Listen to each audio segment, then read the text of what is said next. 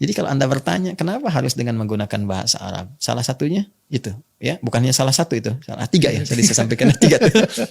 Ya, jadi satu tadi udah, kedua juga udah, ketiga udah, yang keempat ini yang paling menarik. Ketika dibawa ke dalam nilai-nilai ibadah, itu lebih terasa kehusyuannya dan kenikmatan penunaian ibadahnya akan berbeda. Paling gampang gini lah, jangan dulu masuk ke sholat lah ya, atau bahkan ke Quran, adzan aja. Coba adzan deh. Anda misalnya mau gunakan bahasa apa? Bahasa Sunda. Ya. Allah anu agung, Allah anu agung. Pakai Betawi. Tuhan gua gede, Tuhan gua gede. Ya, pakai bahasa Indonesia. Allah Maha besar, Allah Maha besar. Gunakan bahasa Arab. Allahu Akbar, Allahu Akbar. Bagaimana rasanya kepada jiwa? Sekarang bawa ke Quran. Makanya ketika dibacakan Quran dengan bahasa Arab, orang yang nggak tahu bahasa Arab pun bisa nangis, Pak. Iya, betul. Dibacakan dengan benar. Tadi makharijul hurufnya, hukum harakatnya, di mana ada bahasa itu bisa dibahas sampai detil. Harakatnya sekian harakat, fathah, kasrah, dhammah. Dhammahnya kalau bertemu ini jadi begini. Terus kalau ada ketemu huruf mati jadi begini, muncul hukum mad. Madnya dibagi nanti ada jaiz munfasil, jaiz munfasil dengan mad wajib muttasil. Ini sekian harokat, sekian harokat. Ini madnya kalau di ujung ada mad arid lisukun. Di mana ditemukan begitu? Dan ketika aturan itu dipelajari, yang paling dahsyat, Anda benar belajar tajwid, itu menjadikan lisan kita fasih. Fasih. Makanya kalau orang yang terlatih dari semua makhraj itu berpotensi menguasai bahasa-bahasa yang lain. Itu rahasia yang kelimanya. Jadi kalau kita terlatih mengeluarkan semua potensi di tempat keluarnya huruf, akan mudah kita bicara dengan bahasa yang lain. Makanya kalau bahasa Arab ini dikuasai, ini riset ya.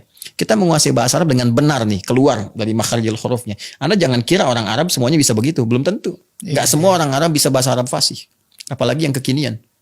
Ya, kok bisa Ustaz? Ya, semua orang Indonesia aja belum tentu bisa bahasa Indonesia. Betul. Jadi kalau itu dilatih keluar dari semua aspek-aspek tempat keluarnya huruf itu, maka berpotensi mudah menguasai bahasa yang lainnya. Dan ketika dikuasai itu jadi fasih sekali bahasanya. Dia keluarnya itu yang aspek kelimanya. Ya, karena itu kekhusyuan didapatkan ketika Anda baca Al-Qur'an. Ya, Quran surah ke-8 Al-Anfal ayat yang kedua itu, innamal mu'minuna alladzina idza dzukirallahu wajilat qulubuhum wa idza tuliyat 'alaihim ayatuhu zadatuhum imana wa 'ala rabbihim yatawakkalun. Ya, sungguh insan beriman yang sejati itu ada cirinya. Kalau diperdengarkan nama Allah ada getaran dalam jiwanya. Kalau dibacakan ayat-ayat Allah kan Al-Qur'an. Bahasa apa?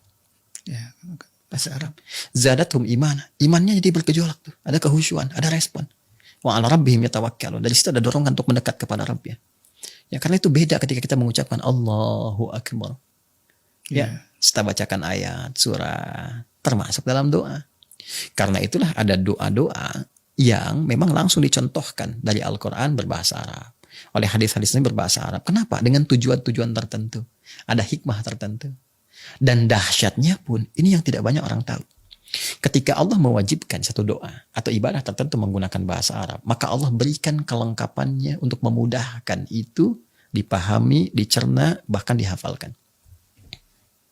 Saya tanya pada Anda, ya? Iya, Kita sholat kan? Bahasanya pakai bahasa apa? Bahasa Arab. Semua di muka bumi sholat pakai bahasa Arab.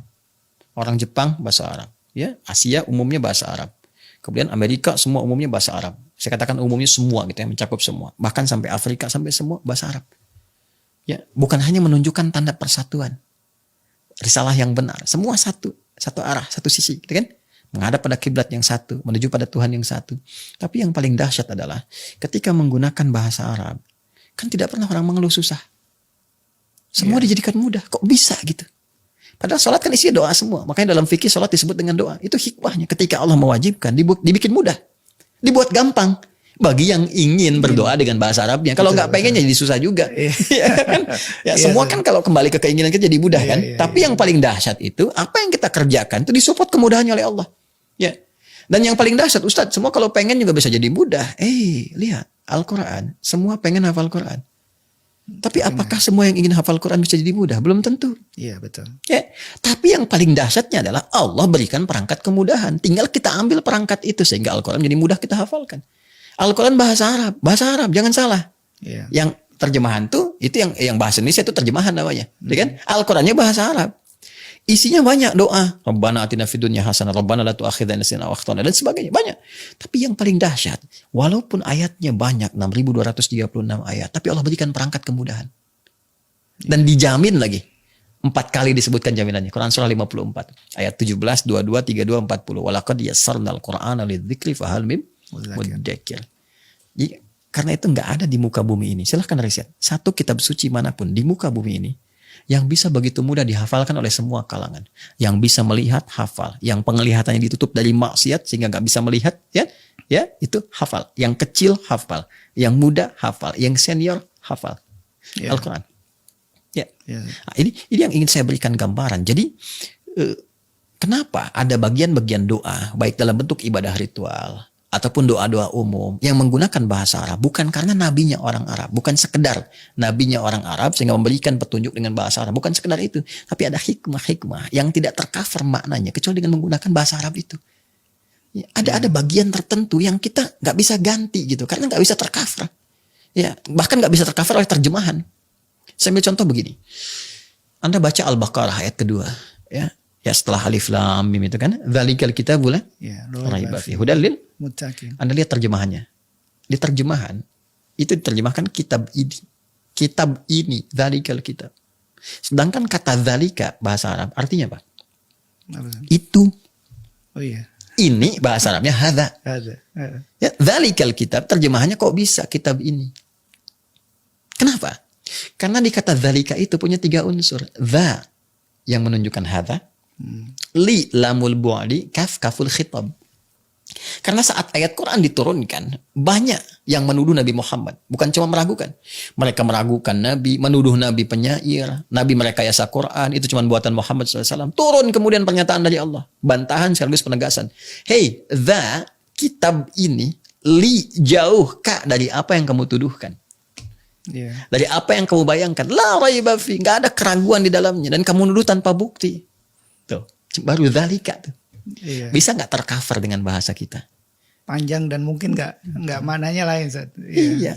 Karena itu bahkan kita serapkan bahasa-bahasa Arab itu untuk bisa mengcover semua makna ini, bahkan dalam nama. Ya, saya Adi Hidayat misalnya. Hidayah itu berapa kan maknanya banyak sekali. Bisa petunjuk, pedoman, kemudahan, ya kan? Ya, nikmat-nikmat, rahmat, curahan, itu kan banyak sekali di situ maknanya. Kan nggak mungkin saya rubah nama Adi yang mendapat petunjuk, kemudahan, kerahmatan, kebaikan. Berapa banyak karakter yang saya tuliskan? Ya, ada nama misalnya Asep Abdurrahman, terus ganti aja, jangan ke Arab-Araban. Asep hamba Tuhan yang maha pengasih, penyayang, yang kasihnya begitu luas. Kan terlalu banyak di akte. Nah, jadi kalau ada doa-doa tertentu ingin kita panjatkan dan Rasulullah menunjukkan itu, artinya ada hikmah di balik doa itu. Ada sesuatu yang sangat besar, dahsyat, yang kadang-kadang nggak tercover dengan terjemahannya. Dan kita mohonkan dengan bahasa hati kita. Namun di luar apa yang pernah disampaikan, misalnya, boleh juga kita meminta dengan bahasa kita. Ya, sifatnya umum, kalau ingin menghadirkan dengan permintaan kita sendiri. Terlebih kalau kita tidak mengetahui doa-doa yang pernah dibimbingkan dalam Al-Quran ataupun hadis Nabi. Terus kita ingin mohon sesuai kebutuhan kita. Kan juga boleh jadi kebutuhan kita sekarang tidak sama dengan apa yang dibutuhkan oleh orang di masa lalu. Sehingga orang masa lalu meminta kepada Rasulullah tunjukkan doa sesuai kebutuhan mereka. Kebutuhan kita ini nggak sama dengan orang dulu sehingga nggak kita temukan doanya. Boleh kita gunakan bahasa Indonesia. Lantas kita mengambil isyarat-isyarat kebaikan, ya petunjuk-petunjuk dalam Quran. Seperti apa? Menyebut nama Allahnya. Quran surah ke-17 ayat 110. Qulid Allah awid ar-Rahman ayyamat tad'u falahul asmaul husna. Sebut nama Allah yang sesuai dengan kebutuhan kita. Ya Allah ya Razzaq ya Al-Alim. Kita bisa katakan ya Allah ya Al-Alim. Aku besok mau ujian di kampus. Zaman Nabi kampus di mana? Maka mudahkan ya Allah dengan salah kemudahan yang telah Kau berikan kepada orang-orang soleh sebelumnya, kan?